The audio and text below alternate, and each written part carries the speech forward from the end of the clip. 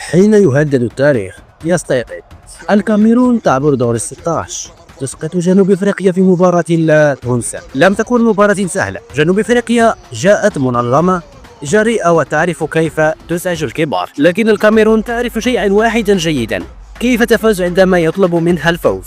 صراخ بدني، التحامات قوية وإيقاع مرتفع، مباراة تلعب على الحافة حيث التفاصيل الصغيرة تصنع الفارق الكبير. وفي لحظة فارقة، خطأ واحد وثغرة واحدة والرد كان قاسيا. هدف أعاد الهيبة وأشعل المدرجات وقال للجميع: الأسود لا تموت بسهولة. الكاميرون لعبت بخبرة البطولات، عرفت متى تهدأ ومتى تضرب ومتى تغلق الأبواب. أما جنوب أفريقيا فقد قاتلت بشرف، لكنها اصطدمت بمنتخب يعرف طريق الأدوار الإقصائية. اليوم الكاميرون تواصل الرحلة وتؤكد أن التاريخ ليس عبئا بل سلاحا حين يحسن حمله، وجنوب أفريقيا تخرج مرفوعة الرأس بعد أداء يستحق الاحترام. هل عادت الكاميرون الحقيقية أم أن القادم سيكشف أكثر؟